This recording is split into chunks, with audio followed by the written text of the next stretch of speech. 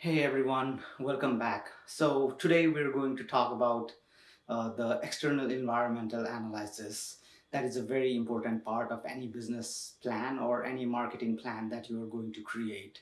So as always, I'm going to talk about the external environmental scanning in terms of the marketing plan and how it impacts our marketing strategy. So whenever we're talking about the marketing plan, please go back and look at my other video where I talked about the marketing plan in detail.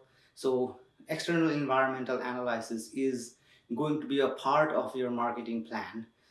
Specifically, it is going to be a part of your situation analysis where you are doing your SWOT analysis as well. So external environmental scanning, one very big way or one reason to use external environmental scanning is for you to be able to do a situation analysis and specifically your SWOT analysis better. So whenever we talk about the SWOT analysis, I hope you remember that we consider internal factors and external factors. So internal factors will be strengths and weaknesses, external factors will be opportunities and threats.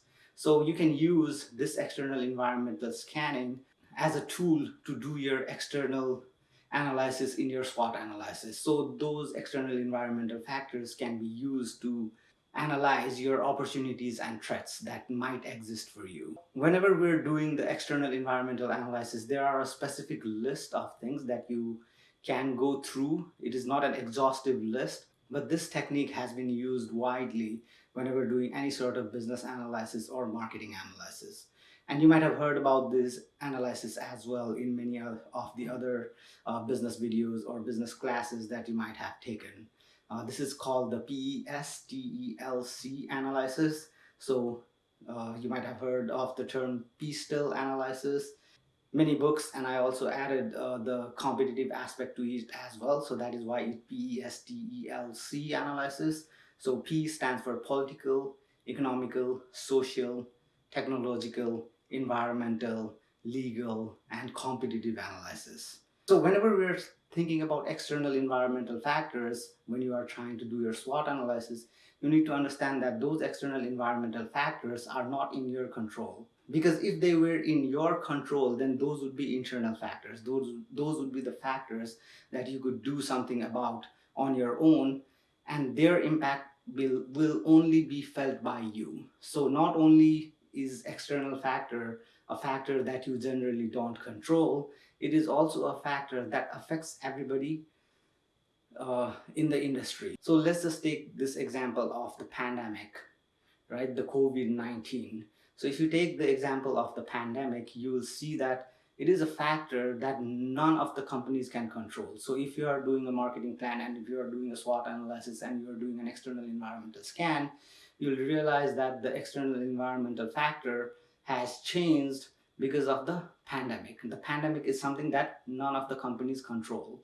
And also, it is a factor that impacts all of the companies that are in your industry, and in this case not only your industry, but it has affected everyone and every company, every consumer all over the world, right? So taking the example of a pandemic, it's a factor that you can't control, and if it affects everyone. When you're doing the SWOT analysis, you need to figure out whether it's a positive factor or a negative factor to classify it as an opportunity or a threat. For example, when you're thinking of this pandemic, for most of the companies, the pandemic is a huge threat because that might have very volatile effect on your company in terms of the consumer demands. You don't know how much the consumer is going to be able to spend, what are the consumers how are the consumers thought process changing, right? So there are very many unknown factors that you need to be concerned with. So if you're a company and that external environmental factor, which is the pandemic, has had a negative impact on you, then you would classify the pandemic as a threat. But there are many companies that we know are doing really, really well in this pandemic. E-commerce business, online shopping has boomed, right? Technological industries, for example, Zoom, videos, technology, TikTok, all of those technological tools that makes life easier for you in terms of your shopping, in terms of your entertainment, in terms of your productivity. All of those companies that operate in that particular industry are doing really, really well, right? So if you take just an example of Zoom, which many of you might have used to participate in different meetings or to participate in classroom activities or just to talk, hang out with your friends, you will know that Zoom did really, really well. And one of the reasons for its success was the pandemic. So the pandemic is an opportunity for Zoom. So today we are not going to talk specifically about whether it's a positive factor or a negative factor. We'll do that as well a little bit, but the main focus is going to be talking about what are the external environmental factors that you should necessarily consider when you are doing a situation analysis, SWOT analysis, or an external environmental scan, right? So let's go back to the PESTEL analysis. So apart from that, there might be other external environmental factors that might affect your business as well. But let's start off talking about the first factor, which is the political factor, right? We know that politics is a changing landscape. It changes continuously. Even in the United States, where policies and politics is stable, than many other countries all over the world where governments keep changing randomly. Here in the United States, the election system and the selection of representatives to the different branches of government is actually stable. Every 4 years, every 2 years, there are elections, and then we choose our representatives. The political system itself is stable, but we know that the people who are in the government will change, right? And when the government changes, their policies will also change. So we as a company need to always keep in mind what are the policy implications of those political changes, right? So when President Donald Trump was elected to the United States presidency, we know that he had a few agendas that he was going to bring forward, right? And one of those agendas was his plan on trades. So one of the things that he was going to do was he was going to focus on trade, and then his tool that he was going to use to put forward his policies on trades is going to be tariffs, right? So we all know that he put 25% tariff on a lot of products that were made in China and were being exported to the United States. So that tariff has a very, very big implications for most of the companies that operate in the United States as well as operate all over the world. So let's take an example of, like, you are a TV manufacturer here in the United States and you've been manufacturing your TVs in China. Now, to bring the TV that were manufactured in China to the United States, you are going to have to take care of the 25% tariff. So you need to figure out what you're going to do with the 25% tariff. Are you going to pass on the 25% tariff to the consumers, or are you going to take the 25% off out of your profit, which may not be feasible as well? And then passing on to the consumer is not even going to be good, because we know that it's going to make the products more expensive. So this is a very important external environmental factor because it affects what you are going to do to take care of this particular situation that you are having. So this external environmental factor relating to politics has changed, which has created a new set of circumstances for you, and you need to take that into consideration whenever you are creating your marketing plan. Now, for some companies, that 25% tariff might prove to be a positive. So if you are manufacturing your products not in China but in some other companies, you don't have to pay that 25% tariff. Your products are going to be cheaper than your competitors' product, where the competitors who are manufacturing the products in China will have to pay 25% of the tariff that you don't have to pay. So for you, it's a positive. You can classify it as an external environmental factor, which is positive, so an opportunity. Your competitors will classify that as a threat. It's an external environmental factor, and it's a negative for them. So the external environmental factor of politics has an impact on your ability to do business. So you should take that into consideration whenever you are creating a marketing plan. So talking about political factor that has an impact on businesses, let's talk about Huawei. I don't know how many of you know what brand Huawei is. Huawei is the second largest smartphone company in the world, behind Samsung and in front of Apple. So if you think about biggest smartphone brands in the world, Samsung's number one right now, Huawei is number two.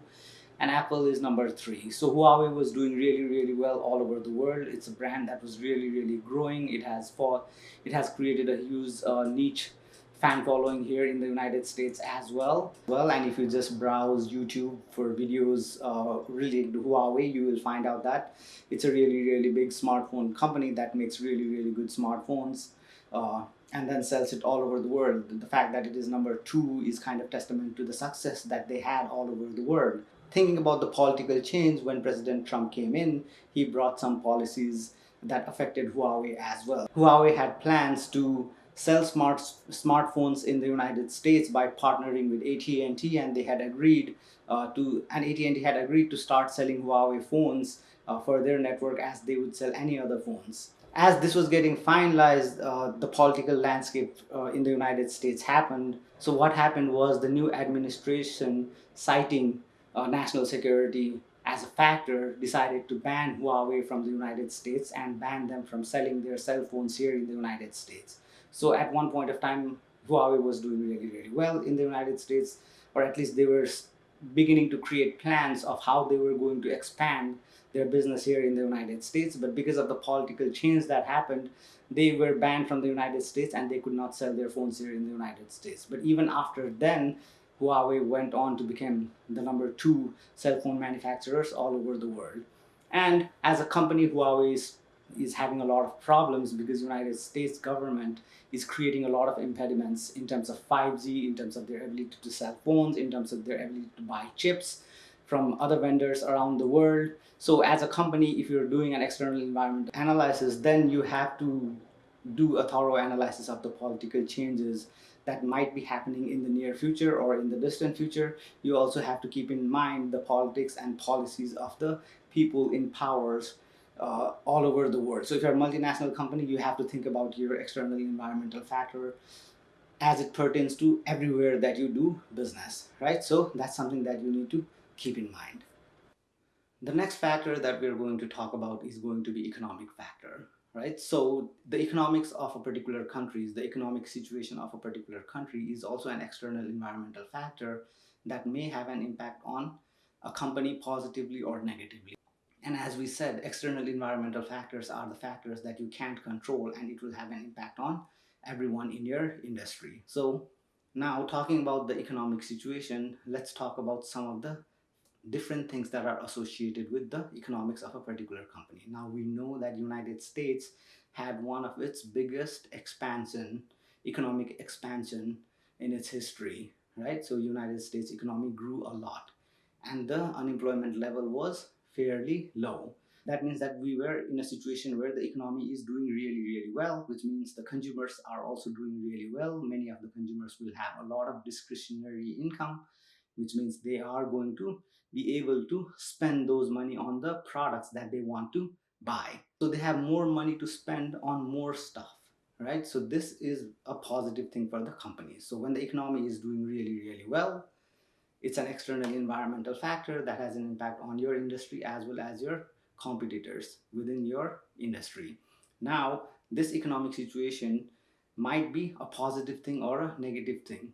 Taking an example of the economy itself, let's say the economy starts heading towards a recession, right? So if the economy goes towards a recession, it means that a lot of people will not be as well off as they were when the economy was doing really, really well. Unfortunately, during economic recessions, many jobs will be lost, the incomes will stagnate or most likely also go down, which is also a negative factor for many of the companies, right? So this is an external environmental factor that we need to consider. It's talking about economic factor. If your level of income goes down, you are obviously going to be cutting back on some things that you think you did not need, right? And you will start focusing your limited amount of economic resources to take care of the problems that you must take care of, right? So some industries might not be affected. So if you are in a real estate industry, specifically if you're renting out properties, then people have to pay their rent.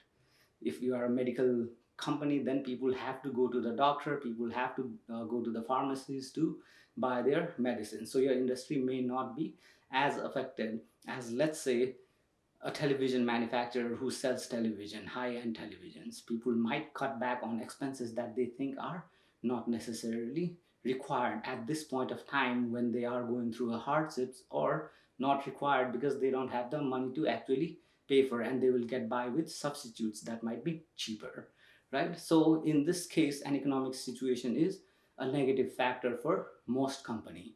But even when economies go through recession, there are a lot of companies that might benefit.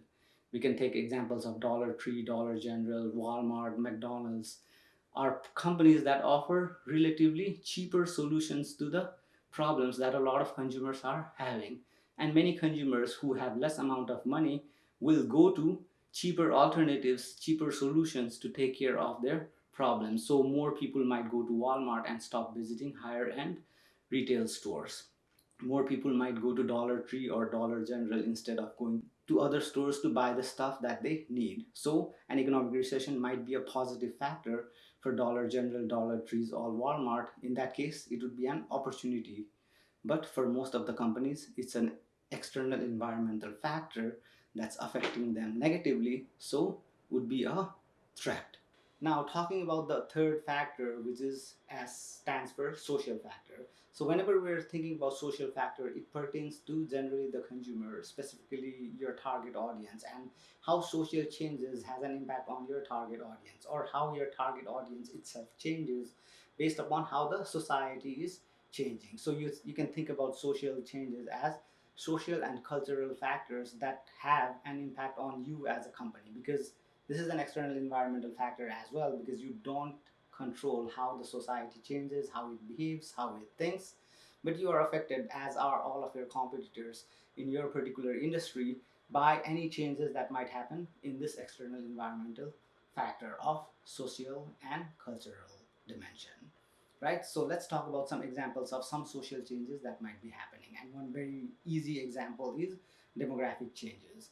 Right? So as we know, there are different demographic cohorts here in the United States. You might have heard the term baby boomers, millennial, Generation X, uh, Generation G. So all of those are different generational cohorts that belong to a specific time frame in the United States. So the idea behind using generational cohorts is the thinking that people who were born in a similar time frame have shared experience that they go through throughout their lives, which impacts them collectively. And that is why many times the behavior that is displayed and the thought process and the experiences that is shared by a generation will define the way that they do things. For example, let's take certain events that happen and how that might impact the collective psyche of the people who went through that particular moment in time. So people who experience a certain big event, let's say 9/11 or World War II or a big recession, will generally have a shared experience of that particular event. So if you were a teenager during the period of Second World War, your collective life experience will be shaped differently than, let's say, you were a middle-aged adult who actually went to the war. Then the post-war experience of you is going to be completely different than the post-war experience of a teenager. But collectively, they did go through the Second World War together. Any external environmental factor that changes during a specific period of time will impact the collective psyche of the people who were at distinct age groups differently. And that is the idea behind generational cohorts. So I'll first talk about the different generational cohorts and what are the age ranges in which those different generational cohorts are, and then hopefully that will give you a better understanding of how generational cohorts might be used as an external environmental factor that has an impact on the marketing decisions that you are going to be making. So let's talk about the oldest generational cohorts, which is the silent generation. Now those generation of people lived from around the late 1920s to the end of Second World War. Now after the Second World War came the baby boomer generation. The baby boomer generation is classified as people who were born after the Second World War to the mid 60s. So those were the people who were born after the Second World War. So their experiences will be very different than the people who were born or who lived before the or during the Second World War. Now, the baby boomer generation was historically the largest generation of American people, because so many of them were born. More than 80 million Americans were born during that period of time. And they were recently overtaken by the millennials, but we'll talk about that a little bit later. So the baby boomer generations are getting old now, because the oldest baby boomer that was born at the end of the Second World War, and the youngest baby boomer was born on the 1965s. So considering that this is 2020, they would be like 65 years old or older right now. So after the baby boomer generation is Generation X. Now, Generation X are Americans who were born between 1965 to the 1980s. So within those 15 years, the people that were born were Generation X. And the millennials are the people who were born in the early 80s till the millennia, right? 2000. That's why the millennial generation. Now, the millennial generation is more than 80 million population. And you will see that the millennial generation has changed a lot of things that is happening around the world, as we'll discuss later as well, right? So there are shared experiences. The millennial generation is the generation in which technology took a really big rapid leap forward. The technological changes happened a lot, and millennial generation is generally more tech savvy because they grew around technology, right? After the millennial generation is Generation G. Generation G are the people who were born in the early 2000s till 2012, 13. So that's what is being considered right now. So Generation G is the people who are born completely in the millennia. So their experience is going to be very different. When 9/11 happened, most of them were not born yet. So that experience is not shared by them, and their way of thinking, their way of doing things will be very different than earlier generations. But this generation, as well as the millennial generation, also had to go through the 2008 2009 Great Recession, right? Which will also have an impact on their behavior. Their saving behavior, as well as the way that they spend money, is going to be affected by those particular events, like the economic recession, the fight against terrorism, the focus on the fight against terrorism.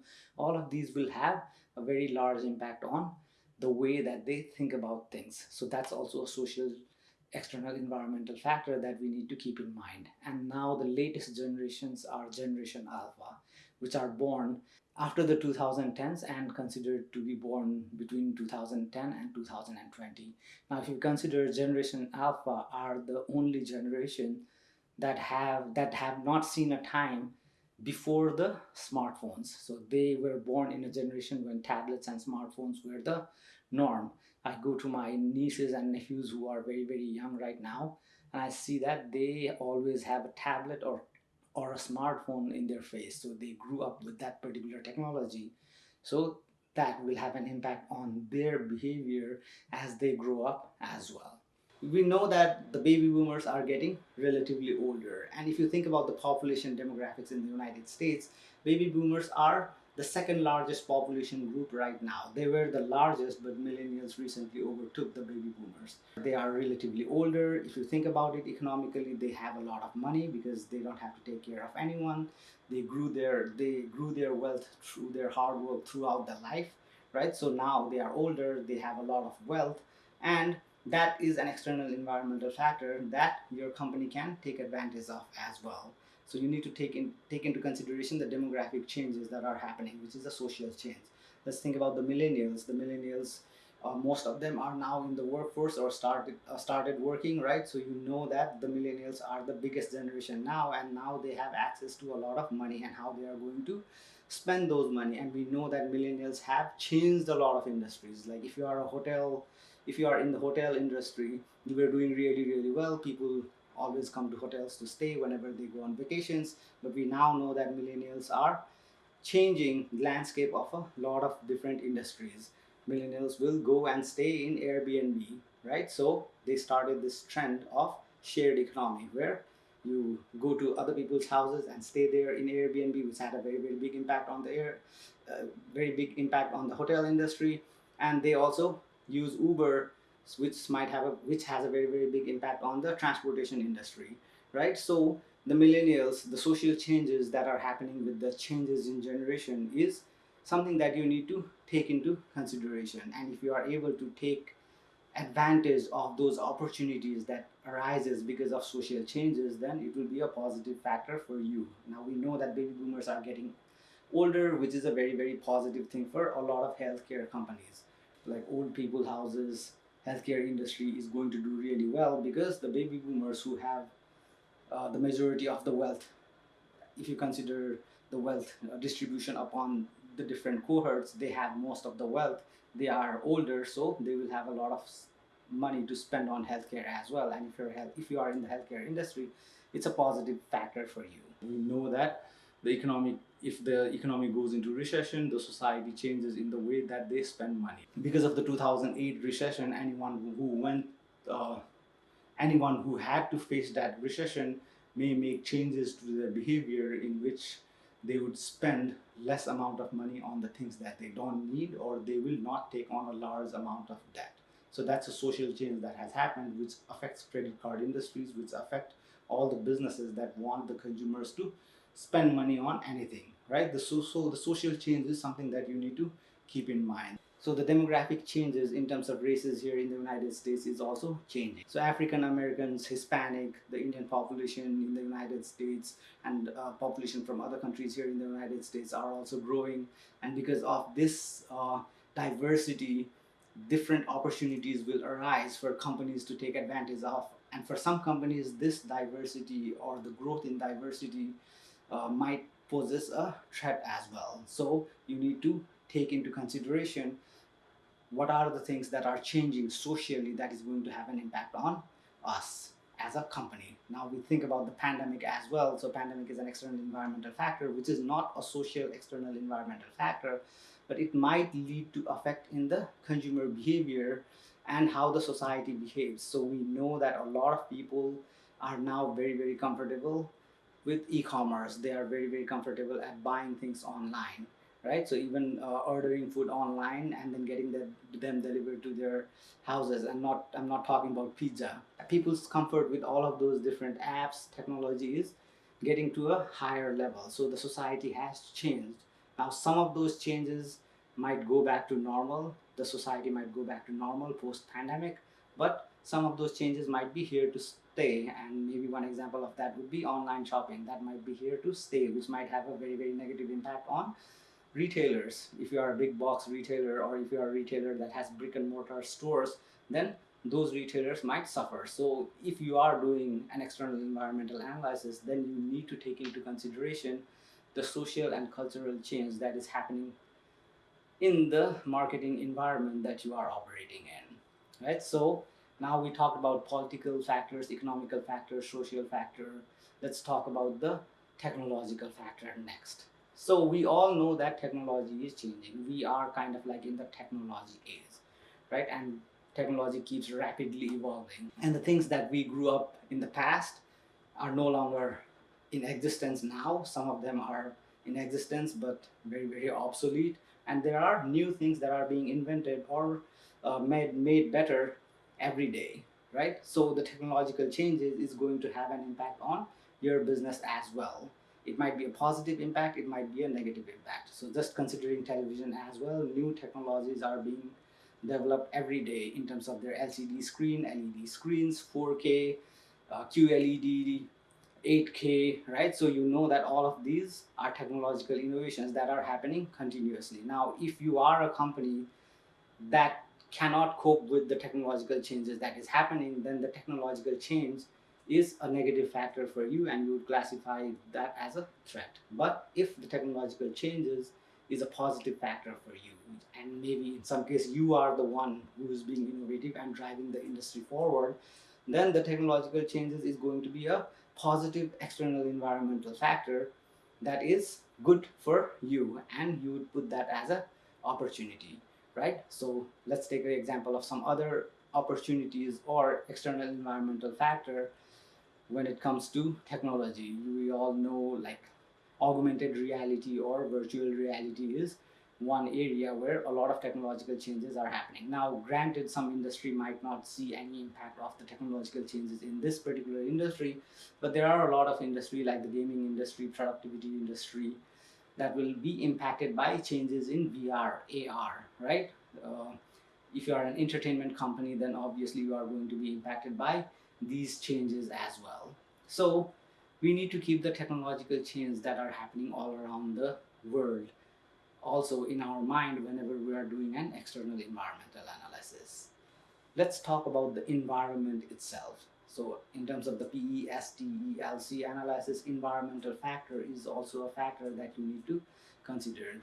And when I'm talking about environment here, it is talking about the natural environment. So we just had a bout of hurricanes in the United States, in the East Coast as well as in the Gulf of Mexico. We also had a very big storm that came up in Iowa, right? So those are all external environmental changes that we are happening. Climate change is a really, really big external environmental factor that has the power to shape industries, right? So if you are an industry, then you need to take this external environmental factor into consideration because it might create problems for you in terms of your supply chain. It might create problems for you in terms of the society changing because of climate change, right? The hurricanes is going to disrupt specific locations, and the climate change is going to create new problems for consumers, which will then have an impact on the businesses as well, right? The raw materials not being available is also an external environmental factor that might have an impact on your company. So you need to keep all of those external environmental factors in mind. Let's talk about next the legal environment. Now this is very similar to the political environment as well. So as the politics changes, many times what might happen is laws also change. Now you as a company need to be aware of all the laws that are out there that might affect you positively or negatively. So if the government passes a law that says you have to pay 25% tariff on anything that you import from China, then you have to obey the law, right? So that law might be a positive factor or a negative factor depending upon who you are. Now let's talk about there might be laws associated with advertising which might have an impact on everyone who is in business and wants to do advertising. There might be laws which says that you cannot advertise to children. There might be laws that are created where consumers, if they are promoting something in social media, then they have to tell whether or not they are getting paid or getting some sort of a benefit by promoting the product in the social media, right? So those are also legal changes that are happening, and you as a company have to keep track of all the legal changes that is happening in the market that you are doing business in, right? So that's talking about the legal environment. Now lastly, let's talk about the C, which is competitors, right? So competitors are also an external environmental factor because those are the things that you generally cannot control. And one competitor and how they behave and the things that they will do will have an impact on all other companies that operate in that particular industry as well, right? So if you have two competitors that versus 10 competitors, then your external environmental factor is going to be very, very different, and you need to take that into consideration whenever you are creating your plan to achieving the goal that you want to achieve, right? So whenever we are thinking about competitive environment, you need to consider how many competitors are there, how big are those competitors relative to you. So if you are a really, really big company, you may not be worried about your small competitors, and maybe those smaller competitors may not have as large of an impact on your marketing plan as if you were a small company. Then what the bigger company will do is an external environmental factor that will have a very big impact on how you create your own plan to achieve the goals that you want to achieve, right? So competitive factors, their strategies that they are following is also an external environmental factor that you need to consider whenever you are doing your external environmental analysis. So I hope this video gave you an idea of the factors that you need to consider in terms of the external environmental analysis. PESTEL or PESTEL analysis is an analysis that you can use as a starting board or a springboard to do your external environmental analysis, which will then educate your opportunities and threats of the SWOT analysis, which will be used as part of the situation analysis, and then the situation analysis itself is a part of the marketing plan. right? So if you have any questions or concerns, please let me know in the comment section. Thank you very much for watching. Have a nice day.